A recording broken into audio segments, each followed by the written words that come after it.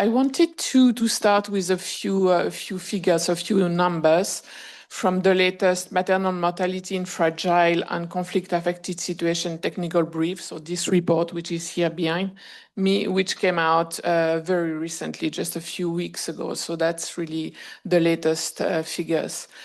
In 2023, an estimated 260,000 maternal deaths occurred worldwide, which is about 700 maternal deaths every day from preventable causes related to pregnancy and childbirth. Nearly 2 out of 3 of those maternal deaths occur in fragile and conflict-affected settings, which means that a woman living in one of these settings is more than twice as likely to die than a woman living in a stable setting. On a more positive note, because there are some positive news as well, between 2000 and 2023, maternal mortality ratio dropped by about 40%, which means that collectively we know what to do to avert maternal deaths. I'm going to give you the last statistic from the same brief. The 17 countries classified as experiencing conflict in 2023 were home to 10% of the population, but 21% of the live births and 55% of the maternal deaths.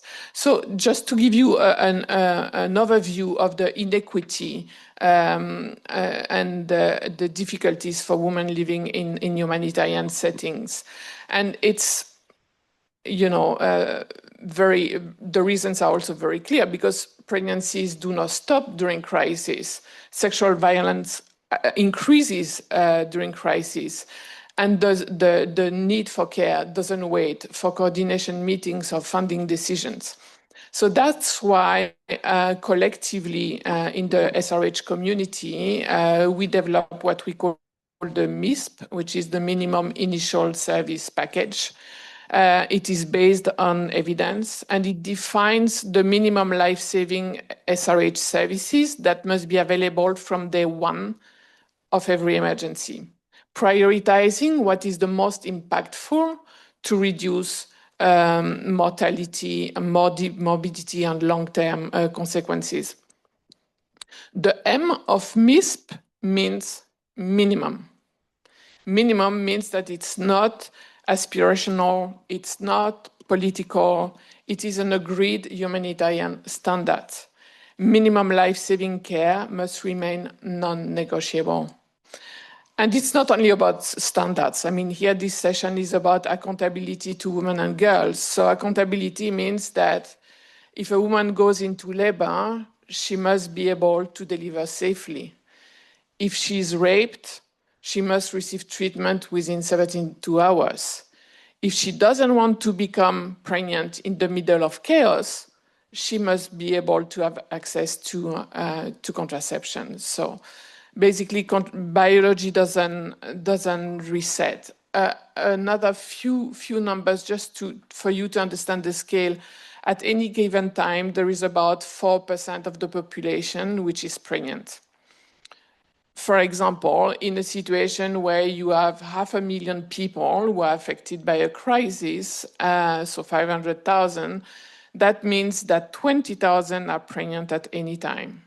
Out of those 20,000, 3,000 will have a life-threatening complication, which require emergency obstetric care, so specialized services. If those services are delayed, if the minimum is weakened, then women die, babies die.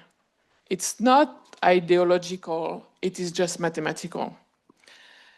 There are also, operational realities. I mean, at the onset of disaster, usually the discussions concentrate on trauma, if it's, if there are injuries, on infectious disease, if there are risk of epidemics.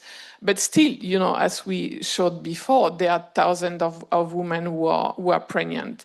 So if the mapping of services is delayed, if the RH kits are not prioritized, or if emergency obstetric care is not restored rapidly, the consequences are immediate. Complication during childbirth, cannot wait for coordination structures and system to adapt. I did not mention yet the growing risk, but we are going to talk about it a bit more later, about the humanitarian reset and the merging of funding. But basically, one of the fears that we have is that the people who have the technical expertise about sexual and reproductive health don't sit at the table where the decisions are taken. So, yeah.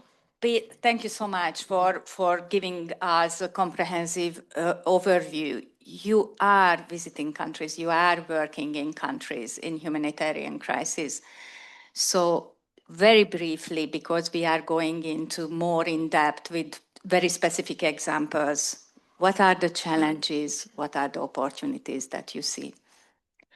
Again, I will start with the positive note. Basically, I think there is a success formula.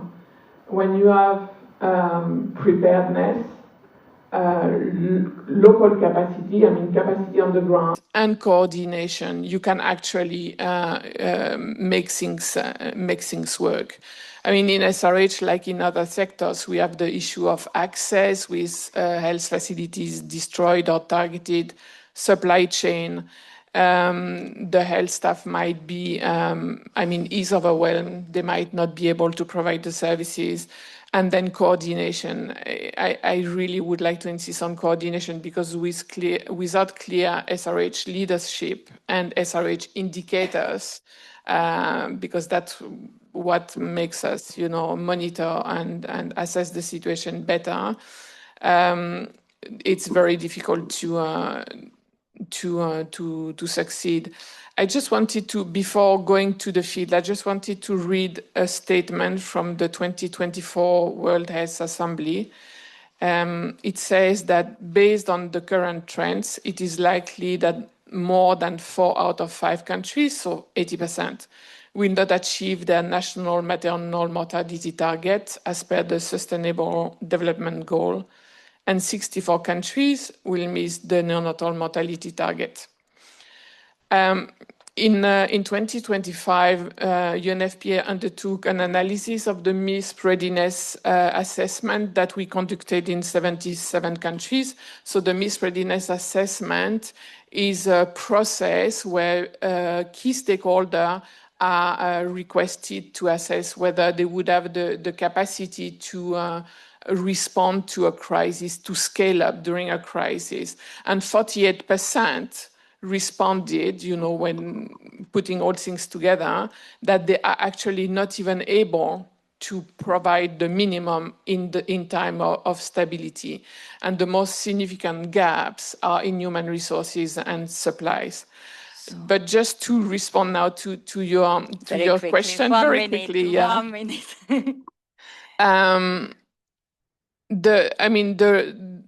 How to reach the result is very different according to where you are. So, for example, in Gaza, where basically we were living under the bombs, at least we had a roof, but families did not have a roof, and they were obliged to displace all the time. So there, the game changer was to make sure that we move the services close to the population, and that we inform the population of where are the services. Tigray, a different setting, the facilities were looted, the infrastructure was destroyed, and there was trained staff, so that was not the problem, but the problem was the infrastructure. So here, the mobile teams and the SRH kits became a lifeline. And just one last case, because it's very different, is the response to Hurricane Melissa, so just a few months ago. And here what was the issue was that transport became extremely expensive, and health facility relocated So what was here a game changer was to provide cash to women to be able to go to the health facilities and to deploy retired midwives to do outreach.